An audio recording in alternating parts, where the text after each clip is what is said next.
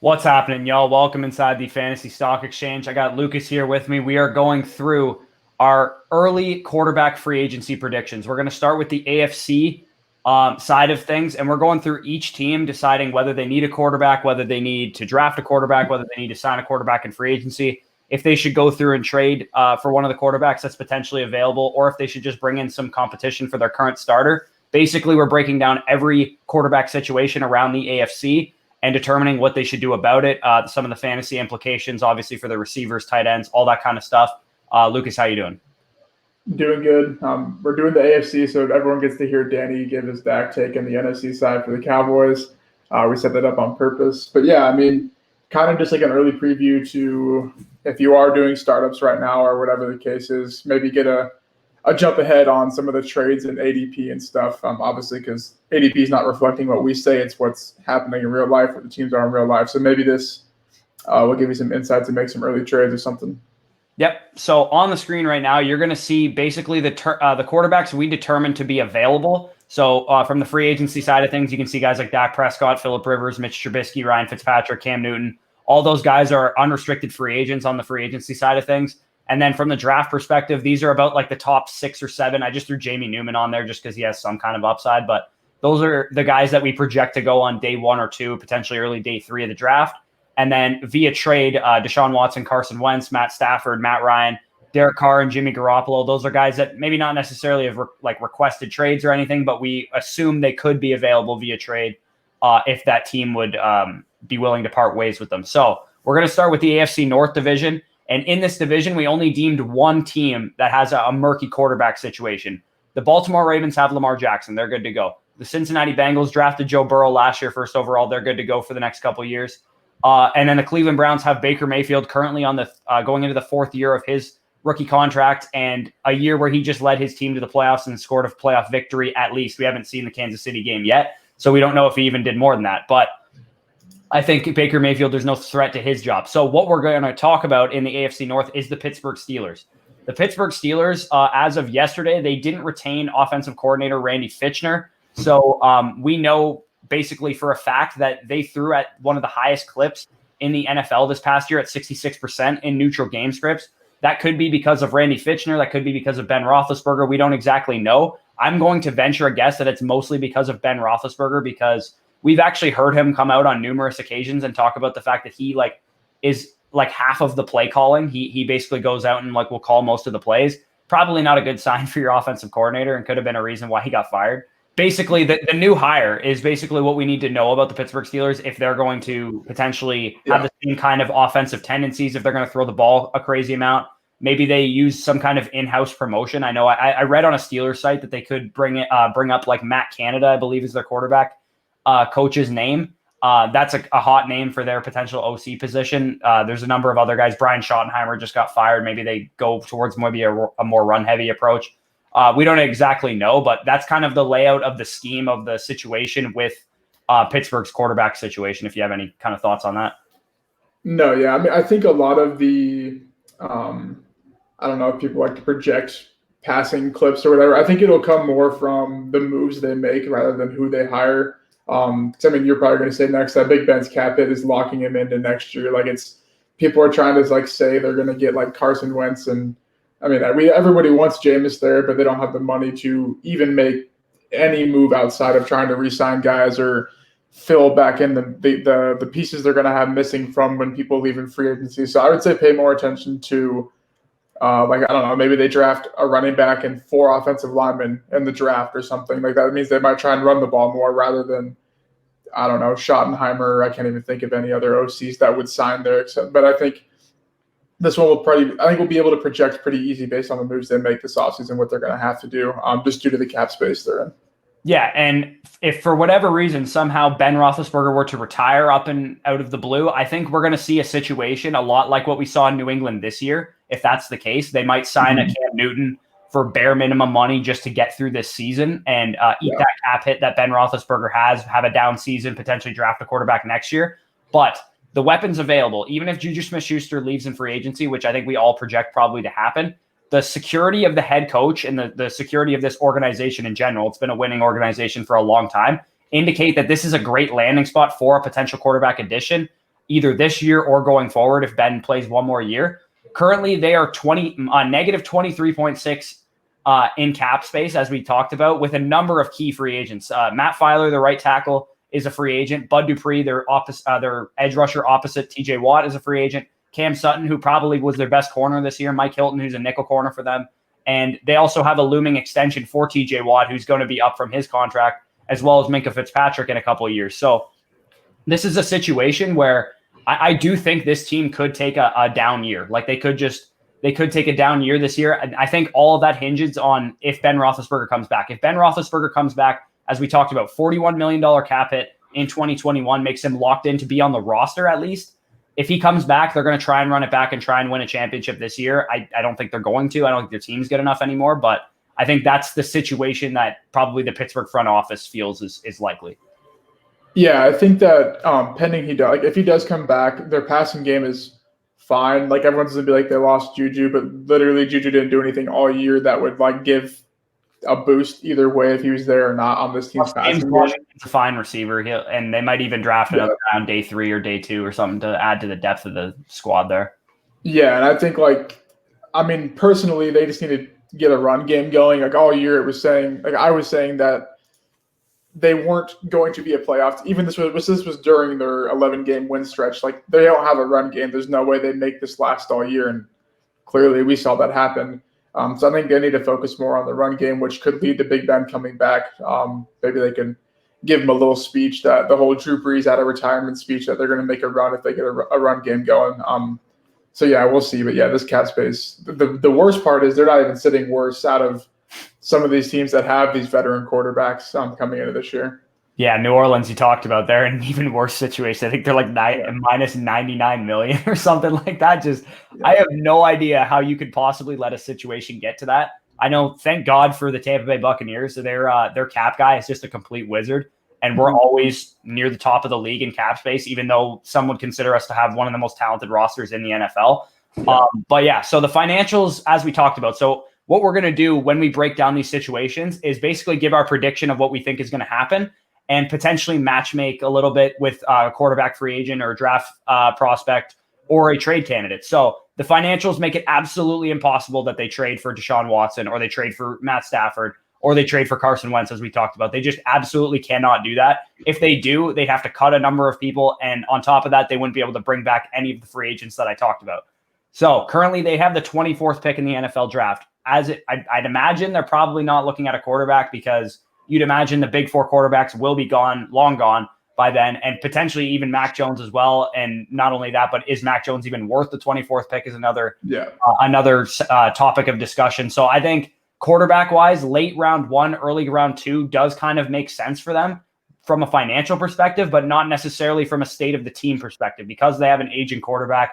Big Ben already scrutinized the Mason Rudolph pick a couple of years ago, being like, hey, why didn't you add a piece to help us compete? Because I'm like near the end of my career. I want to win now. That kind of makes the most sense to me. So I don't see them adding a quarterback in the draft unless it's a very late day 3 pick. Yeah, and I think going into where this relates to kind of how you can approach your fantasy, your dynasty leagues is like people are going to treat all these Deontay Johnsons, Ebrons, James Washington, Chase Claypool, like they're going to kind of downgrade them, I think.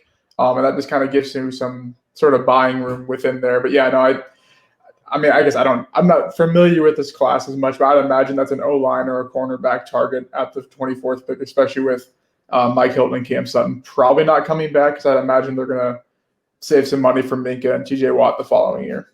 Yeah, and you mentioned O-line too. Villanueva is a free I believe he's a free agent as well. If not, he has a huge cap hit. So like their O-line is basically aging, expensive, somewhat not good anymore. Like they rank amongst the bottom in the league in adjusted line yards, according to Football Outsiders, which basically indicates how good their run blocking was, and it wasn't good. So it's not completely on James Conner, but so basically what we deem as the most likely outcome if they add a quarterback at all is they go after a cheap free agent like Cam Newton or like Jameis Winston or like Mitch Trubisky or like Ryan Fitzpatrick. So those are the 4 guys to me that I think they can actually somewhat afford. And some of those guys are probably going to cost more than others. Basically our verdict for what they do in their quarterback situation is that Ben returns for one last year. He tries to win a championship and go out on top. And they sign Ryan Fitzpatrick as a contingency plan. And the reason I say Ryan Fitzpatrick, of the 4 guys that I mentioned, one, because I think he's probably not going to cost as much as Jameis Winston or Mitch Trubisky, if I had to imagine. And 2, Ryan Fitzpatrick is probably the best quarterback of all those guys too, and gives them the best chance to win if Ben is completely washed, like we saw he could be in that Browns game, or if he gets injured again or something like that. So I think Ryan Fitzpatrick is a great contingency plan for them. Yeah, I mean, like if you think about 2 years ago when Big Ben got hurt, like they could have got a guy like Fitzpatrick. They would have won probably 11, 12 games if they had Fitzpatrick. Yeah, so I mean, yeah, they had 9 wins that year because Tomlin's a really good coach, because the defensive coordinator is a really good defensive coordinator. They are also kind of in their prime of like all 3 of the corners, Mike Hilton, Cam Sutton, like hit when they probably shouldn't have. Their O-line played really good, but still, like, I mean, for all the Dolphins fans listening, Fitzpatrick was better than Tua last year. Like, obviously people don't think that, but he clearly was. He could come in and I'm not going to say play as good as Big Ben, but I'm not saying I think Fitzpatrick played better than Ben Roethlisberger this past year. Honestly, so I actually think he did. Yeah. So it makes sense that this would make sense. I guess a backup would be Cam, like you said, or maybe Trubisky if the market's really bad for him. But no, I think Fitzpatrick makes sense from a financial perspective for this team. Yeah, and especially I think the biggest thing for me with Fitzpatrick is, he makes sense from a financial perspective, but he also makes sense from a we need to win this year's perspective as well, right? Mm-hmm. Because he is the best quarterback of the guys I just mentioned. And I think, he's got he's been on like 15 teams if he gets on this team too. His Madden chemistry will just be out of this world if you have a theme team. Anyway, the AFC East, let's get into this division. There is actually a lot more quarterback talk in this division than there was in the AFC North. The only team that we ruled out, is we're not even going to mention them, is the Buffalo Bills, because they clearly have a franchise quarterback with the way that Josh Allen played this year. So the other 3 teams, though, they do have some quarterback questions in this division. We're going to start with New England, because New England last year, as I talked about with the Steelers, were just in a horrible situation with Tom Brady leaving and a number of their defensive players and some of their offensive players opting out before the season. They were destined to be bad this year. Like, the fact that they even won as many games as they did with the roster that they had is a testament to Bill Belichick and Josh McDaniels and the culture there. But this year is a little bit different. They have the 4th most cap space in the NFL right now with $54 million. They have a few notable free agents on off the books as unrestricted free agents, with Joe Thuney, who played on the franchise tag this past year. David Andrews, who's like a very good center amongst the league's top centers. Jason McCourty, who was a starting corner for them, and J.C. Jackson, who was also a starting corner for them, and a very good one at that. So those 4 guys, they're going to probably let McCourty walk, if I had to imagine. I think J.C. Jackson is probably the number 1 guy you want to bring back, and I think Andrews is a guy you'd want to bring back as well. But Thuney is a different story. I know he's going to command a lot of money, and if I'm like a team like Cincinnati or something like that, that's the type of high-priced free agent I'd be going after. So from a cap space perspective, they're definitely in a better position than they were last year, but I don't think they're in some, like, $54 million looks like a lot of money. It's probably not as much once you take into account who they're going to lose if they don't bring anyone back. Yeah, I think with like the Patriots' tendencies is like everyone last year wanted them to tank, and I know PFF was very adamant that like they can't tank, like their roster won't allow them to tank, and like that is even more true now this year because you have guys like Hightower coming back. I think they had 2 other opt-outs on their defense. Chung opted out, I think, too, and maybe one of their D linemen, I think, too. Yeah, like they're all going to be on this team. Like they're going to sign back I don't know the chemistry between all these guys, but the guys they like, they're going to sign back because the Patriots do that. They aren't tanking. They're either like, if they are going to tank, none of these guys are back. They're going to trade everything else, but I mean, they're not going to do that. So they're going to try and figure out the I don't even want to say least expensive, but like the least chemistry, negative chemistry impact, like move to just insert a quarterback into this team, which can go many, many different ways due to they're sitting good in cap, sitting good in the draft, and sitting good in trade assets. Yeah, so that you just mentioned they're sitting good in all 3 avenues, which is why all 3 avenues are open for them. They have the 15th overall pick in the draft. They have the 46th pick in the 2nd round. They don't have a 3rd round pick, but the 2 draft picks that they have are spots they could potentially add a quarterback or use those picks to get up and get a quarterback if a Trey Lance were to slide or something like that.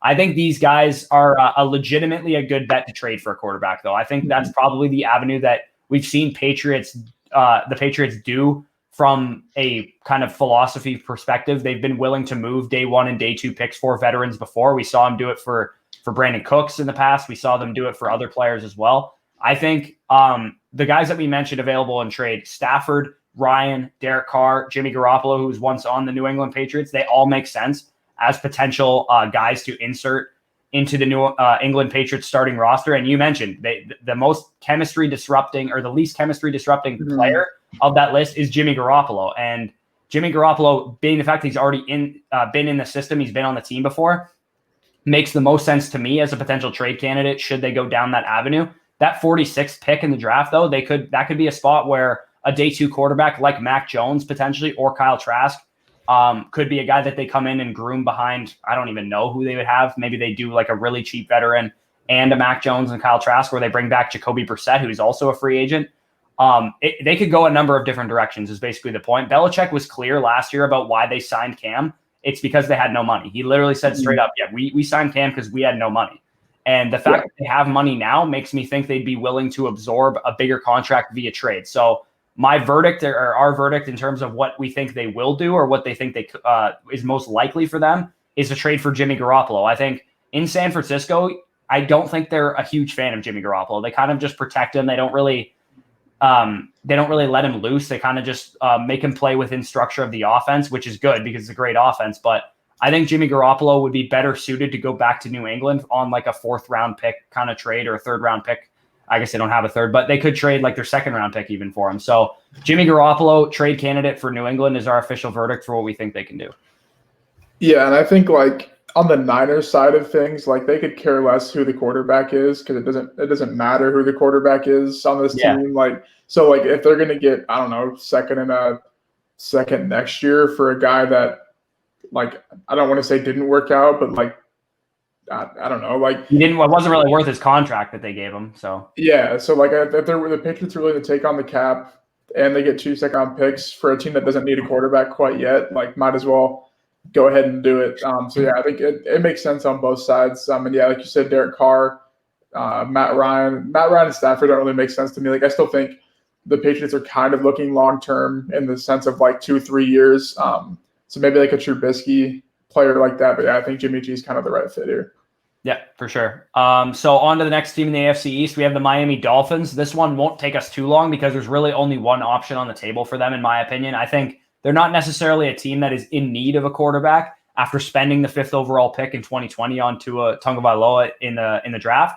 I think this is Watson or bust. If you want Deshaun Watson, and this reminds me a little bit of my own team's situation last year, where I think what would have happened in Tampa Bay if Tom Brady was not available or didn't want to come to Tampa Bay is they would have brought back Jameis Winston for another year, or maybe franchise tagged him or something like that. So I think there's a possibility that Miami wants to go after a veteran like Matt Stafford or Matt Ryan or Carson Wentz, but I don't think they would. I think if that were the 2 options on the table, they would just stick with Tua. And if they go after Deshaun Watson, which does make a lot of sense for them, they were a 10-6 team this year, just missed out on the playoffs. And I guarantee if they had Deshaun Watson, they would have been a better team than that, because Deshaun Watson played among probably the top 5 quarterbacks in the league this year. I think this makes sense for both sides. We'll get into Houston in a minute, but I think our verdict here is you trade to a 3rd, 18th, and a 2021 3rd round pick or whatever like that for Deshaun Watson and get the deal done. Deshaun Watson has already probably expressed interest in wanting to go to Miami, and it doesn't sound like they're all that high on Tua to begin with. Yeah, I don't know. I mean, there's different takes across Twitter if like what team has leverage over the other and who gets to control this trade. Like if you want to pay for the 2nd best quarterback in the league, and I will stand pat that he's the 2nd best quarterback in the league, you pay for the 2nd best quarterback in the league. There's a reason that they took Tua at 5 last year off an injury, because they needed a quarterback. They were trying to figure out this quarterback when they had so many other issues, and now they have the chance to go ahead and do it. Like it lines up too well. The problem that I have with like the problem I think is they're going to try and underpay, and then some team's going to come in and swoop them last second. Like I don't know, Patriots, Niners. I don't know. It can literally be anyone, because I just think they're going to try and like, oh, we had 10 wins. We're going to try and leverage this trade out because we have all these assets, which they do. But you bring in Deshaun Watson. You saw what Fitzpatrick did last year. They're going to get 12 wins with Deshaun Watson on their with your current supporting cast, with your current offensive line. Like Deshaun Watson's no stranger to a bad offensive line, and you've already invested in it with Hunt and Jackson last year and all that kind of stuff. So yeah, if you bring in Deshaun Watson and it costs you 2 first-round picks this year and a 3rd-round pick next year or something like that, do it. Like, yeah, I mean, like your hope with Tua is that he becomes 80% of what Deshaun Watson already is. So and you have the cap space to avoid or to absorb his contract as well. So to me, this just makes way too much sense.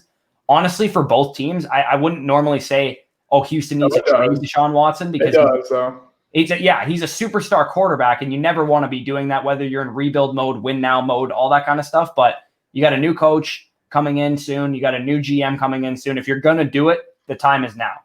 Mm-hmm. No, yeah, totally. And we'll talk about the Texans, why this needs to happen when we get to them.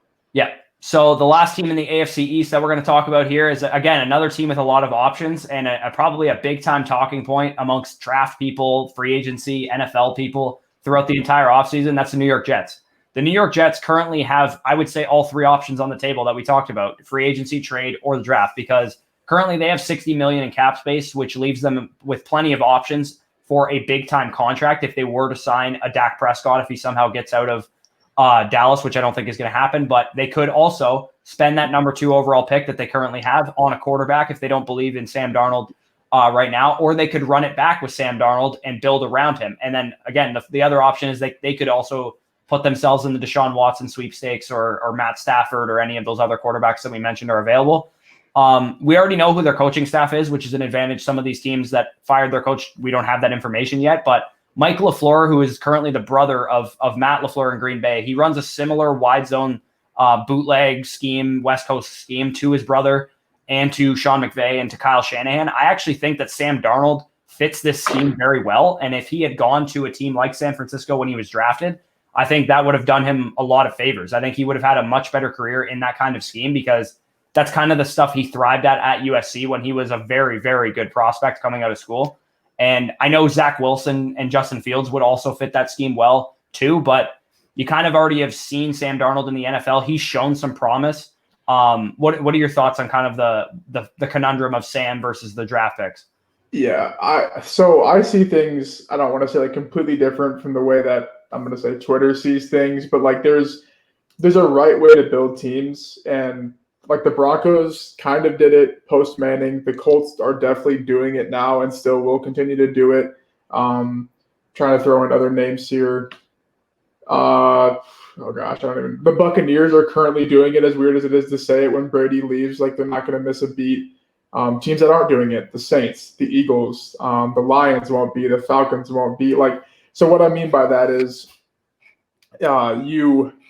right now, they're in a perfect spot. They could take Fields. They're going to have their choice, Fields or Wilson, right? It's the dream choice for a brand new coach, a team with cap space, brand new OC, kind of a revive of this team. Okay, say they take Fields, say they take Wilson. They're literally right back to square one where they were 2 years ago. Now with less players on their team than they had then because Jamal Adams is gone. I'm pretty sure Mosley opted out, but I think he's a free agent anyways, or maybe back next year. Who the heck knows with him? But yeah, like I see what you mean. Like when you had Sam Darnold, you at least had Robbie Anderson. You had some pieces around Sam Darnold, and you really don't have any on offense aside of Mekhi Becton as a long-term like future building block for whoever your quarterback that you decide to bring in is. So yeah, I agree. I think the nest argument, I've heard a lot of people call it that, is what you want to do when you're going to draft a young quarterback. What Miami did last year when they drafted Tua seemed like they were on their way to doing something like that, where they were drafting an offensive lineman in the first round and they kind of tanked the season away. They signed Eric Flowers in free agency. They were starting to build a nest around Tua, and I think that's what Sam Darnold needed and never got. I think Joe Douglas is a good general manager. Honestly, the trade he pulled off for Jamal Adams for the Seahawks is great value that he got. And I think what he's going to do, I think this is a win-win situation. If you are the New York Jets, we think that you should run it back with Sam Darnold. And the reason we think that is because you can flood your offense this offseason. You have $60 million in cap space, 2 first-round picks, and a high second-round pick as well. You can go out and sign a Chris Godwin, an Allen Robinson, a Juju Smith-Schuster, one of these bigger-named free agents at the receiver position, and then also use your second overall pick on Penei Sewell, who is a franchise-caliber tackle, and you already have one of them on the other side with Mekhi Becton. So you have bookend tackles for Sam Darnold in his kind of prove-it year. you use your 23rd overall pick on a running back like Harris or Etienne, or you use it on a wide receiver like if Devontae Smith somehow slips down there, or any of the other receivers available like Bateman or Rondell Moore or Kadarius Toney or any of these guys. And you can run it back with Sam Darnold, give him the proper evaluation with offensive line help and with receiver help and with a run game and all that kind of stuff. And worst case scenario, Sam Darnold sucks. You have a high pick again next year, and you actually have a formidable nest to drop a new quarterback in. Yeah, like it's not a complicated process. And like, I'm not saying I'm better than GMs and coaches and like the way people like think about this, but like it makes sense. Like you can't, it's like, I mean, like people ask me about Drew Lock. Like I can't give you an evaluation because we haven't had a team that's healthy. The defense sucked. The prior year, he played 5 games. Like, and this is going to happen again. Like, there's no evaluation. So what are they going to do? I don't know. But yeah, like you said, you give him. I don't even know if I can name a better tackle duo in the NFL after like actually a young tackle duo on rookie contracts too. Yeah, like if he can't produce with that, and I mean, like everyone can say Crowder, Mims, and Perriman's not great. It's probably a top 10, top 8 wide receiver trio in the league. I mean, like. And then again, you could sign an Allen Robinson and add to that trio, or you could draft a Kadarius Toney or a fucking Rondell Moore or something, add to that trio. And then again, also Joe Tooney's a free agent. You could go outside another guard, make your offensive line even better. The best thing you can do for Sam Darnold is give him an actual chance, a fighting chance, because in my opinion, Sam Darnold and Baker Mayfield were the 2 best quarterbacks in that draft. That obviously doesn't look like the greatest take now because of what Josh Allen and Lamar Jackson have done from that draft, but they also, let's keep in mind, landed in far better landing spots than Baker Mayfield and Sam Darnold landed. Yeah. Josh Allen landed on Buffalo, who already had, who was coming off of a playoff season, and they had a great coaching staff. Their coaching staff and GM were perfectly aligned. They saw the same vision, and the same goes for Baltimore. They had the exact same situation as Buffalo, and there's probably a reason why some people say people who evaluate quarterbacks know absolutely nothing, and it's the reason I believe that landing spot is actually more important than talent at the quarterback position. I actually think it is more important for young quarterbacks to land in good situations than it is for them to actually be naturally talented. And I mean, I think Darnold's 23 years old. Like nothing, just like the 2 years did not matter. Like they don't have to matter. You can literally restart this year with cap space, with 2 firsts, probably an early second, I'd imagine, unless they traded it for some reason. The Colts might actually have it. Who knows? They probably have something from the trade a couple of years ago. But yeah, I guess our decision is run it back with Sam Darnold and draft Penny Sewell and use your cap space wisely. Obviously, that's not going to stick with most people's takes. Apparently, them getting solid like locks in Zach Wilson, I guess. Apparently, according to everyone on Twitter yesterday. And I love Zach Wilson. You guys are going to find out once we give our rankings and read our draft guide and all that kind of stuff. Zach Wilson is he's a great prospect, and I really love him. He's actually currently my quarterback 2 in the draft. I still am saying this. Like Sam Darnold is a great prospect. Was a great prospect. Still is a good quarterback and has had 0 fighting chance to succeed in the NFL. So yeah, verdict. Run it back 1 more year with Sam Darnold. Worst case scenario, you're looking at a quarterback next year, and you have a far better infrastructure to support said quarterback next year. So, and you still have 2 1s next year too. So that's again, you have more ammunition if you need to move up. Houston Texans. We're getting into the AFC South. The only team that we deemed did not have any quarterback questions was the Tennessee Titans. Ryan Tannehill looks like he's the real deal. This is now the 2nd year in a row where he's played like a top 8 quarterback in the NFL, potentially even top 5. So the Houston Texans, we already kind of touched on half of this side of the story, but it's a tough situation, right? Because how can you convince Watson to stay? You have no draft capital, really. And to improve one of the worst rosters in the NFL, I think pound for pound, the Texans might have the worst roster in the NFL, especially when you consider the long-term future of it, because the best players that they do have are older, really. Like their pieces are Laramie Tunsil and Justin Reed. Like that's like their long-term future on their roster. JJ Watt's getting older, all that kind of stuff. So I think if you're Houston, you have to do everything in your power to convince Watson to stay. You have to let him help pick the coach. You have to re-sign Will Fuller if that's what he wants. You don't have a lot of cap space, which again, I don't know how the hell that's possible because you have no talent on your roster. But as we mentioned, if Miami is willing to do the trade that we said, 3rd overall pick, 18th overall pick, Tua, and then potentially another pick, then you do it because it's a big quarterback downgrade. I'm not denying that. It's definitely a huge quarterback downgrade, but you are a rebuilding team. You have a new coach. You have a new GM. It makes sense to offload Watson if you're not going to be able to win anytime soon, because as long as you have Deshaun Watson, you're not picking in the top 5 very much. Like the only reason you're picking in the top 5 right now, or you would have been if you didn't trade your pick to Miami, is because literally everything else around Watson fell apart.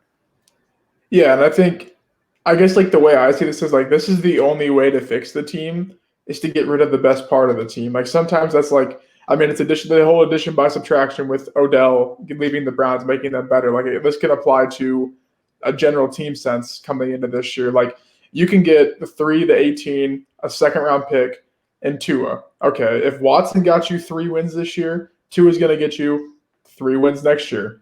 Great, go take your quarterback next year. With the you might even be able to squeeze a first out of Miami next year too, because they know it's going to be a late first. Like you might even go into next year with 2 more ones, and then you can rebuild your roster even more. Because you need, like, how many positions do they not need help at?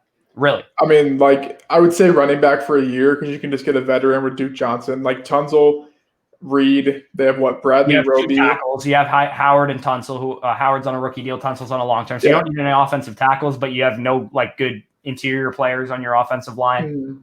Your best receiver is a free agent. Your other receiver is Brandon Cooks, who doesn't seem to want to stay healthy very often. So and your entire defense sucks, really, outside of some of the guys that you have up front, some of the young guys like Amenahue and stuff like that. The rest of your defense is aging. Your secondary is absolutely terrible outside of Justin Reed. Like you got a lot of work to do if you're Houston. So your best case scenario is if you're if you think about it from a dynasty perspective, if you're a dynasty team with an aging roster that you're not going to win with anytime soon, just sell the farm and rebuild, because that's basically what the Texans need to do. It sucks that they're not going to be able to do that with Watson, but Watson is probably going to impede the rebuilding process. So it's probably best if you can get the most value you possibly can get for him right now, which would be Miami with the draft capital they have. Agree. Yep. All right. So the next team we got, again, not going to be a very long conversation. Jacksonville Jaguars. What should they do at quarterback? They might have the greatest quarterback prospect potentially ever, definitely since Andrew Luck. And they have the first overall pick. $72 million in cap space to help add to the offensive core that they have right now with James Robinson and DJ Chark and Laviska Shenault. I think this is an offense that could get very good very quick if we assume that Trevor Lawrence is exactly who we think he can be, which is a Mahomes, Josh Allen type truck of a quarterback that carries your offense forward. And I think they already have decent pieces in place. Their offensive line isn't the greatest in the world, but they have a couple pieces on their offensive line that are solid, or at least are cheap enough that they can be serviceable. So I think the verdict here is pretty simple. You pick Trevor Lawrence first overall. We'll have to see now with Urban Meyer as an experienced head coach that you hired, not experienced in the NFL, but an experienced team builder and program builder. He should be able to establish a culture with a talented young quarterback like Lawrence. Yeah, I think the only thing I would say is like this might be a time to like actually sell high on your Jacksonville dynasty pieces, because from what I see is they're not going to run into the season with James Robinson, Chark, and Shenault. They're going to add pieces somewhere. And for example, like Tyler Boyd, did his value went up? Did his production go up? No. Like Chark's production probably won't go up. Shenault's could. Like Robinson's production, there's not a chance that's going up. Like he had, how many touches did he have last year? He's got like 25 carries a game. Like when they're going to add someone. People always bag on me and Danny for being so low on James Robinson when we do like our way too early rankings or whatever. The reason is because they're going to add someone, whether it's a late draft pick or it's a veteran free agent. I don't think they're going to give a guy that is an undrafted free agent who wasn't all that explosive, who was just kind of serviceable as a feature back, just a huge workload again. Because, again, I think that was a coaching thing, and Doug Marrone is now gone. I don't think Urban Meyer is going to do the same thing. So just keep that in mind with James Robinson. I think he is the number one sell-high candidate in Dynasty right now. I honestly think with the Trevor Lawrence excitement, with the fact that his workload is probably not going to be the same as it was last year, I've seen people rank him inside their top 10 Dynasty running backs. I saw someone rank him higher than guys like J.K. Dobbins, which is completely asinine to me. With the situation that Dobbins has ahead of him. Even I am not saying Dobbins is some slam dunk top 5 dynasty running back, but he's definitely has more of an outlook with his draft capital and with the offense that he's in than a guy like James Robinson. So if you can sell high on James Robinson, get a top 5 rookie pick for him, or get, I don't know, like another running back and maybe another piece, another receiver or something like that, I'm absolutely willing to do that, because he's just not a guy I believe in long term. If he proves me wrong, I'll admit it, but it's just not, my gut tells me that he's not going to be around very long. For sure. All right. So the Indianapolis Colts, we've kind of referenced them on and off as such a smart organization throughout this whole process. And the reason is because you're going to see because of our predictions, why we think they're so smart. So they have a lot of cap space as usual. They always have a lot of cap space. Are they going to spend it all? Probably not. No. And they have a pick in the 20s as usual because they've kind of been just a consistent playoff team year in and year out. Chris Ballard came out and had a press conference a couple days ago, and he was very, very adamant that they are not looking early at a quarterback. They are not looking with their 21st pick to take Mac Jones, and because he's not going to solve their problems in reality, right? Mac Jones is not an elite prospect. He's not even Zach Wilson's caliber. If there was a Zach Wilson on the board at 21, things might be different. But Chris Ballard reminded us that finding franchise quarterbacks is not easy. And just because you pick a guy in the first round doesn't mean he's going to become a franchise quarterback. So I think what the Indianapolis Colts' best option is you run it back with Phillip Rivers. Phillip Rivers was on a one-year contract, $25 million last year, or $20 million, and played fairly well towards the back half of the season. You have to hope that he's able to continue that growth in the offense with the receivers as he gets a full offseason to work with them and establish that chemistry. Is Phillip Rivers going to win you an AFC championship game if he has to play a shootout against Patrick Mahomes? Probably not. But he is definitely a solid quarterback that played well. And if you build the right team around him, he could win a Super Bowl for you. Yeah, and I think Ballard is by far and away the best GM. Like I don't want to say Reich's the best coach, but like the combination of them, they're going to be lots of cap space and picking in the 20s, probably even later here in the next couple of years for a long stretch, because they are going to continue to put pieces around their quarterback until they find their Mahomes, their Watson, their Trevor Lawrence. They're not going to be picking that high, but there's going to be a chance they have to go get Dak. They could this offseason, or there'll be another Dak in free agency that they can just go spend up on, give him as much money as he wants because they have all these players around them. So yeah, I think Rivers will come back. There's been the Carson Wentz sort of rumors or trends, but they're not going to trade for someone that his salary the next 2 years for Wentz is insane. Not only that, but the Eagles can't even feasibly trade the dude. It would sink their salary cap if they did that. And not only that, but the Colts are not a splashy organization, right? It's just not their style to go out and trade for Carson Wentz. And I know everyone's, when did Carson Wentz last look good? Oh yeah, Frank Reich was his offensive coordinator. Everyone is just making that connection because it's very lazy and it's very low-hanging fruit. I guarantee you've probably heard Skip Bayless make it 70 times and Stephen A. Smith make the connection, Max Kellerman. That's why people are making it. So, yeah, it makes sense. It makes logical sense. Yeah, Carson Wentz would probably be better with Frank Reich, but the financial portion of it doesn't make sense from Philadelphia's perspective. It probably doesn't make sense from stylistic perspective for Indianapolis. I just don't think that is a likely outcome for the Indianapolis Colts to fix their quarterback situation this offseason. I think, like you just said, they're going to be patient. They're going to build a good nest around a quarterback, and then if one becomes available in free agency or they have a down year with a lot of injuries or something like that, and they're picking high in the draft, then they can add that quarterback then. And it should be a very simple transition at that point. I don't think there's any reason to just rush a quarterback into mock drafts for the Indianapolis Colts because they're not going to think like that. No, and I think even a guy like Mariota or Andy Dalton, because they're not going to – I wish they would have Eason as their backup, but I kind of have the feeling that Eason won't be their backup like their direct backup if Rivers were to get hurt right away. So they're going to have some low-end guy like Dalton. Mariota. Jacoby Brissett is a free agent this year, and that's why I talked about him with New England. But Jacoby Brissett, I'd imagine they're going to let him walk, but they really like him also. So there's a chance he runs packages for him. So yeah, exactly. So there's a chance that they let him stay on as the backup while they let maybe Jacob Eason run scout team and develop and all that kind of stuff. I don't see them really adding a late round quarterback either in the draft because I think Jacob Eason is enough of a talent as a late round quarterback to develop. And he has probably more physical tools than any of the late round quarterbacks this year. So I would say probably just run it back with Phillip Rivers, maybe retain Brissett as the backup and continue to develop Jacob Eason and reevaluate in a year. Let's see how it works out. I don't think they're going to rush anything. They're smart and patient like most good organizations are. So to the last division of the AFC, and then we'll get out of here. We have only one team to talk about in this division, and it's your team because the Los Angeles Chargers have Justin Herbert for the foreseeable future. The Kansas City Chiefs have the best asset in sports right now in Patrick Mahomes, and then the Las Vegas Raiders have Derek Carr as of right now. So, I mean, they're a team we could briefly talk about if you want to, just really quick. I don't think they're going to do anything different. I think they're going to have Derek Carr as their quarterback next year and keep on Marcus Mariota as his backup and maybe get more of a competition in camp now that they actually have they should have a full offseason and all that kind of stuff. But yeah, I don't think they're going to really do anything outside of maybe they draft a guy really late or something like that. No, I mean, like, Carr is good. Like, the things I would die to have Derek Carr on the Broncos. Like, he's a good quarterback. It's just that John Gruden's their coach, and they neglect putting weapons around him of sustainable.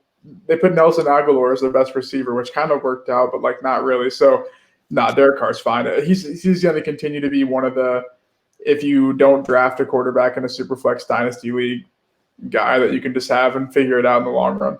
Yeah, for sure. Yeah, I don't think they're too much of a talking point. So the Denver Broncos, they got a number of ways that they can go as well. They're a team that has a bit of flexibility. They have the 9th overall pick in the NFL draft, which puts them in play, I would say, for a guy like Trey Lance or like Zach Wilson. I'd imagine Zach Wilson has gone before them, but Trey Lance specifically is a guy that could last towards them. But we honestly have no idea how the scouting process or the draft process turns out, because guys rise and fall all the time. Right now, we assume Zach Wilson's like the 2nd or 3rd quarterback off the board, but he could have a bad offseason and fall to like the mid-first round where Denver might be able to get him without trading or anything like that. But so they have the option of the draft. Second, they have Drew Lock. Drew Lock is a guy that they've been optimistic about in the past, but he hasn't shown a tremendous amount of good football in him. And the team was so banged up, as you mentioned, this year, that is really hard to take away anything from the season. And they have a good infrastructure around him. I know Jerry Jeudy didn't come in and light the world on fire, but they have a young offensive core returning. Cortland Sutton coming off a torn ACL. I think him being on the field will help a guy like Jerry Jeudy a lot. And then they also have KJ Hamler, who showed some promise. They have the 2 tight ends that they are both on their rookie contracts as well. And their offensive line, despite how banged up their offense was, played outstanding last year. Garrett Bowles just got signed to a long-term contract because of it. So they have a good situation there.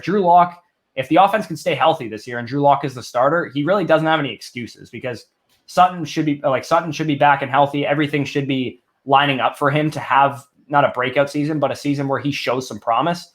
Kind of what are your thoughts on Drew Lock, and what do you think they might do as a result of how he's played?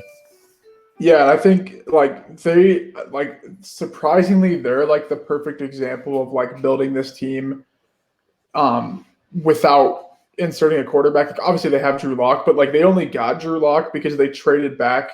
They were at pick 10 and the Steelers traded up to get Devin Bush. The Broncos traded back, got Noah Fant. That pick was used for Drew Lock, and it was the pick of this year or like the following year was used for Lloyd Cushenberry out of LSU. So like they weren't forcing Drew Lock in a sense. Like they could have taken Drew Lock at 10, and people probably wouldn't have been that mad about it. And Elway never said who the target was that draft, but he said he was shocked that Lock was there at 42. Like that's why they picked him. So like for me, that means like, well, the 2 targets were Noah Fant or Drew Lock at pick 10 that like most people talked about. So that's why I figured, or not Lock, Devin Bush or Noah Fant at pick 10. So that's who I kind of expected them to take. So it kind of brings you into this position of, well, last year, whole different conversation. They had a fantastic draft last year with Jeudy, Hamler, Alberto. Cushenberry started and was like a top 10 center in the league, despite like being a 3rd round pick for some reason. But yeah, so we liked him better than that too. We were higher on Cushenberry. We thought he would have been in like an early 2nd round pick. Yeah, they basically have done everything they can to build a good situation around Drew Lock or whoever the quarterback ends up being, except everyone got hurt last year. Yeah, so it kind of comes down to when they want to decide to insert that quarterback, right? And that's why I don't like giving like takes on like who they're going to draft at quarterback, because I don't want to say Lance is better than Drew Lock, but like to me, it doesn't move the needle that much. Wasting the 9th pick when you could get a corner like Surtain, Farley, hopefully Micah Parsons is who I want there. So that kind of leaves you with, okay, is there a veteran they could get? Like, yes, you could say like Matt Ryan, Matt Stafford, Wentz is an option, I guess. But the cap space we do have is going to go to Justin Simmons. They tagged him last year. They're going to sign him back. He loves it there. He's made that obvious. He wants to stay there. I think Kareem Jackson's a free agent. So the cap is going to go there. So they're really not going to have much cap space, which is pretty typical of them to kind of just be right in the middle, which is definitely okay if you have players you like on your team. So personally, I would want Jameis Winston. That is who we took. But that's on the basis of like he doesn't demand that much money in free agency. And I don't think he will, to be honest. I don't think the reason I say Jameis Winston is a good start. And the reason we picked him as the Broncos kind of contingency plan to put in competition with Drew Lock is because Jameis Winston is probably not going to get a shot at the starting job in New Orleans. And if he was going to get a shot at the starting job in New Orleans, I would say let's just keep him there because it's a better situation than Denver, to be honest, like in terms of their coaching staff and all that kind of stuff. So Drew Lock and Jameis Winston makes a lot of sense. They're pretty similar quarterbacks. It'd be like Elway would probably like the fact that Jameis Winston's 6'4" and all that kind of stuff. So yeah, the only problem that I have is like I think if he's cheap, like personally, I think the Bucs are going to offer him, bring him back. Like I just don't know. I don't think he'd go back to Tampa Bay. I just don't know like if Denver is where he'd want to go because he wouldn't be guaranteed the starting job. He should beat out Drew Lock, but like I don't know, it's just kind of a weird spot because like normally I kind of figured at the end of this year like I would know for sure what they want to do at quarterback. Obviously the injuries kind of threw that in a spiral. And Lock had some really good games. He had some really bad games, some games in the middle. Like people can say what they want about either side of it, so it's just a really tough spot to really even like make a take. I'm not going to trust any news reports they get all offseason, like what they say about it, because last year they said Lock was the guy, and they kind of had some like, is he really type vibes with it. But they did cut Joe Flacco last year. They took a cap hit to not have a backup quarterback last year, so that has to mean something kind of for the commitment for them. So when it comes to dynasty, like just buy all the guys on this team. Because their value can't. It's like Sutton won't be a 4th round, 5th round pick for much longer. Like Judy won't be this low for much longer. Hamler won't. Fant won't. Like it's only going to go up pending the moves they make. Because if they run it back with Lock, the value is the same going forward. Yeah, I completely agree. I think Jameis Winston is an interesting case study for a free agent quarterback because it really hinges on what happens in New Orleans. Does Drew Brees retire? Does he somehow get coaxed out of retirement again? I believe he's going to retire. He already accepted a TV position. But what happens in New Orleans? Does Taysom Hill, is he the week 1 starter, opening day starter? Do the Saints trade up for a quarterback? Did they trade for a quarterback, a veteran quarterback? They're a very interesting team in terms of what they want to do because they have no money. So like they're in just a really weird situation also. So yeah, our verdict for the Broncos is bring in a Jameis Winston who we have as the target, but it could very easily be Cam Newton or Mitch Trubisky or someone like that as well. Just in case Drew Lock falls flat on his face, and the offensive infrastructure, as we mentioned, is very good there. And I think a guy like, as Bucs fan, I know Jameis Winston has not had an offensive line like the one that Tampa has currently or the Broncos have now in his entire career. So I think that would be a good situation for him. All right. Yep. So hope you guys enjoyed that. There was a lot of kind of information in there. I hope you guys were able to take away anything if you have startup drafts, as we mentioned earlier. If you guys did enjoy that, I encourage you to go down to the bottom, leave a like on the video. Helps us out tremendously. Comment any of your own predictions, any of your own thoughts down below. Subscribe to the channel if you're new. Stay tuned for Wednesday's video when me and Danny will be talking about the NFC side of things on the quarterback position. And we are actually going to be doing this for the other positions as well. Quarterback wise, it's pretty straightforward because there's only one starting option on each team usually.